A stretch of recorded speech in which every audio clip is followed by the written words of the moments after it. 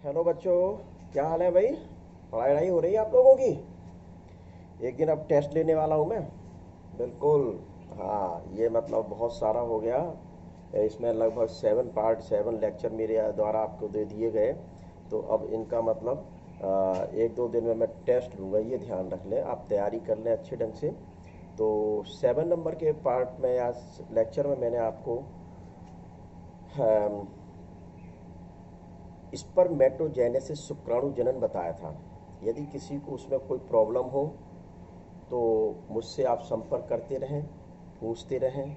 मेरे इनबॉक्स में जाकर क्वेश्चंस कर सकते हैं, व्हाट्सएप नंबर पर जाकर क्वेश्चंस कर सकते हैं, कैसे भी। लेकिन पढ़ाई में लापरवाही मुझे बिल्कुल बर्दाश्त नहीं है। हंसी मजाक मैं करता हूँ, सब कुछ करता हूँ, लेकिन पढ़ाई में लापरवाही नहीं पसंद है, ये बिल्कुल आप ध्यान रखें।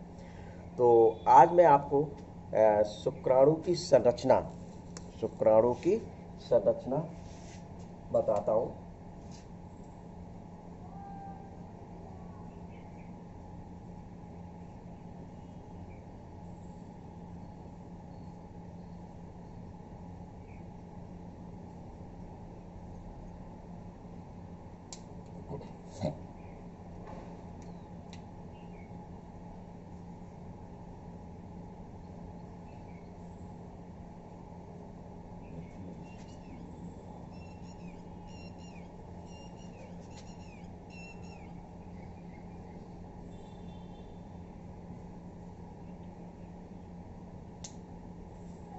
स्ट्रक्चर ऑफ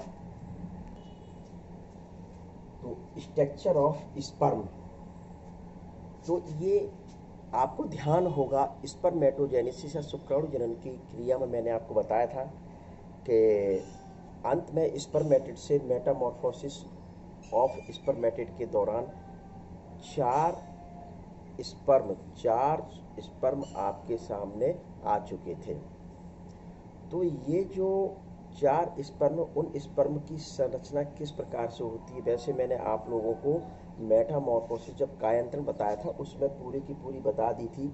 लेकिन उस समय मैंने ये नहीं कहा था कि स्ट्रक्चर है। स्ट्रक्चर जैसी ही संरचना थी वहाँ मॉडिफाइड करके मैंने आपको लाया था। यहाँ आपके सामने मैं स्ट्रक्चर बनाने जा रहा हूँ। तो देखें स्ट्रक्चर कौन सी होती है बेटा। तो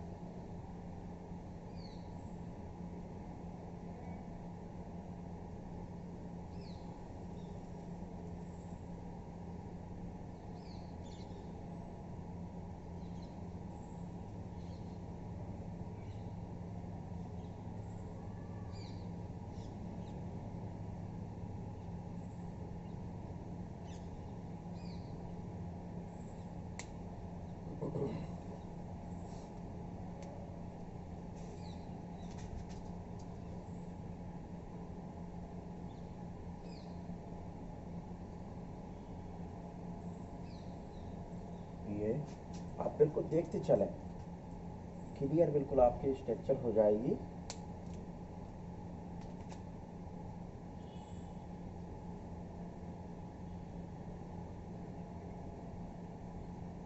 पहले मैं डायग्राम बना रहा हूँ फिर समझाऊंगा, ठीक है बेटा।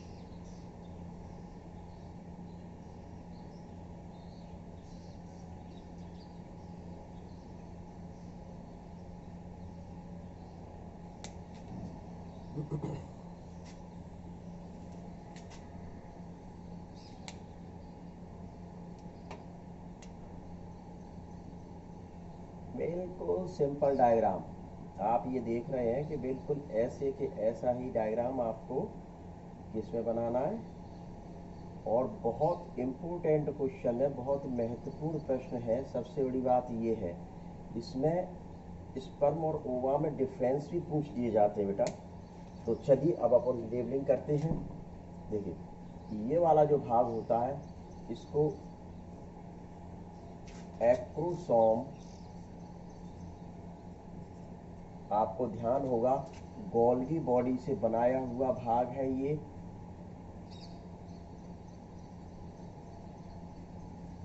एक्रोसोम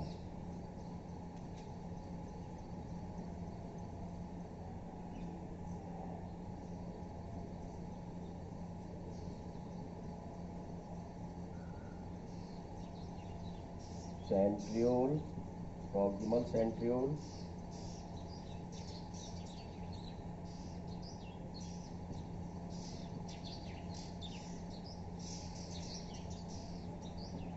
सेंट्रियोल,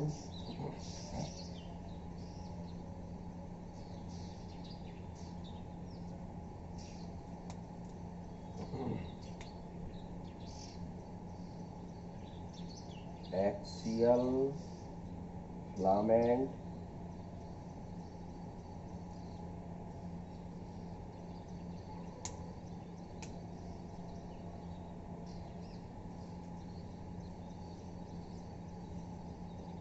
नेवेन, कर्म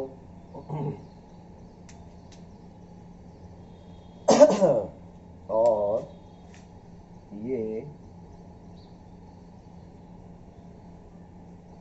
न्यूक्लियस। तो ये भाग आपके हो गए बेटा। एक स्ट्रक्चर मैंने बनाई आपके सामने स्पर्म की। तो कायांतरण के फलस्वरूप स्पर्मेटिड से एक लंबा धागे नुमा चल संरचना बनती है, लंबा धागे नुमा चल संरचना बनती है, जिसको सबसे पहले 1677 में ल्यूवन हॉक ने, किसने, 1677 में ल्यूवन हॉक ने खोजा था। क्या, सबसे पहले 1677 में ल्यूवन हॉक नामक वैज्ञानिक ने मुख्य रूप से खोजा था, जिसका साइज ये होता है लगभग, ये कहा जाए 5 म्यू के समथिंग, ये ब्रैकेट में बोल दिया जाए, ये इसका साइज है। ये आप वैज्ञानिक ध्यान रखें अच्छे ढंग से, ठीक है बेटा। तो संरचना स्ट्रक्चर में बताया जाता है 3 पार्ट होते हैं इसके। किसी बुक्स में आपको 4 पार्ट लिखे मिल जाएंगे, किसी बुक्स में आपको 3 पार्ट मिलेंगे। मैं दोनों के तरीके से आपको बता दूंगा।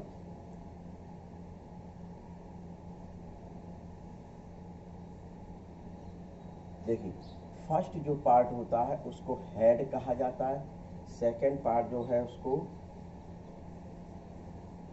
मिडिल पीस कहा जाता है, और ये वाला जो भाग है दिखाई देगा टेल। क्या कहलाया, टेल। अब सुनिए स्ट्रक्चर। जब स्पर्मेटिड से एक लंबा चल मतलब लॉन्ग और लोकोमोटरी ऑर्गन जो बनती है, जिसको स्पर्म कहा जाता है, इस स्पर्म में 3 पार्ट होती है। फर्स्ट जो पार्ट होता है उसका हेड कहलाता है, सेकंड जो पार्ट होता है मिडिल पीस कहलाता है, थर्ड जो पार्ट होता है टेल कहलाता है। ये जो पार्ट है, आप अगला पार्ट जिसको हेड कह रहे हैं, हेड के सबसे ऊपर वाले भाग में एक कैप लाइक स्ट्रक्चर दिखाई दे रही है, जो मैंने रेड कलर से लिखी हुई कैप लाइक स्ट्रक्चर होती है, जिसको एक्रोसोम कहा जाता है। क्या कहा जाता है, एक्रोसोम कहा जाता है। यह एक्रोसोम जो स्ट्रक्चर होती है, यह एक्रोसोम स्ट्रक्चर के द्वारा एक एंजाइम सीक्रेट होता है, जिसको स्पर्म लाइसिन कहते हैं। क्या कहा जाता है, स्पर्म लाइसिन के नाम से जाना जाता है। यह स्पर्म लाइसिन एंजाइम, यह स्पर्म लाइसिन एंजाइम फर्टिलाइजेशन के दौरान एग की मेम्ब्रेन को पेनिट्रेट करने का कार्य करता है, अर्थात भेदने को कार्य करता है। यह स्ट्रक्चर आपको पूर्व में बता चुका हूं कि गोल्गी बॉडी के द्वारा बनती है। बिल्कुल हेड के मैक्सिमम पार्ट में सेंटर में आप देख रहे हैं ब्लू कलर का बना हुआ एक न्यूक्लियस होता है। क्या एक न्यूक्लियस होता है जो हैप्लॉइड नेचर का होता है। कैसा होता है? हैप्लॉइड नेचर का होता है, अर्थात यह अगुणित संरचना होती है। कैसी संरचना होती है? अगुणित संरचना होती है। इसके नीचे बिल्कुल जस्ट क्या, इसके नीचे तो सेंट्रियोल पाए जाते हैं जो न्यूक्लियस के समीपस्थ होता है। जो न्यूक्लियस के समीपस्थ होता है उसको प्रॉक्सिमल सेंट्रियोल कहा जाता है। क्या कहा जाता है? प्रॉक्सिमल सेंट्रियोल, यानी कि समीपस्थ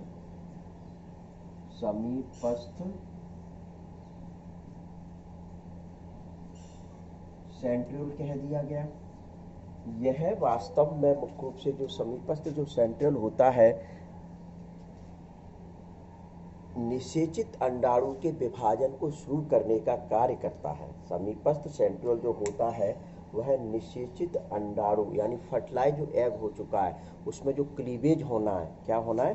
क्लीवेज होना है, तो वह इनिशिएट यही करने का कार्य करता है। प्रॉक्सिमल सेंट्रियोल का कोई फंक्शन पूछता है, क्या होता है प्रॉक्सिमल सेंट्रियोल का फंक्शन? कि यह फर्टिलाइज एग को निषेचित अंडे को विभाजन के लिए प्रेरित करता है। तो इतना आपको क्या बताना है? हेड वाले भाग में, यानी कि ये सिर वाला भाग होता है। कौन सा भाग? सिर। मिडिल पीस, मध्य भाग। देखिए बेटा मध्य भाग क्या होता है? यह पूंछ और सिर के बीच का भाग होता है। यह पूंछ, टेल और सिर के बीच का भाग होता है जिसको मिडिल पीस के नाम से जाना जाता है। इस भाग में दो स्ट्रक्चर पाई जाती हैं। एक तो डिस्टल सेंट्रियोल पाया जाता है। क्या?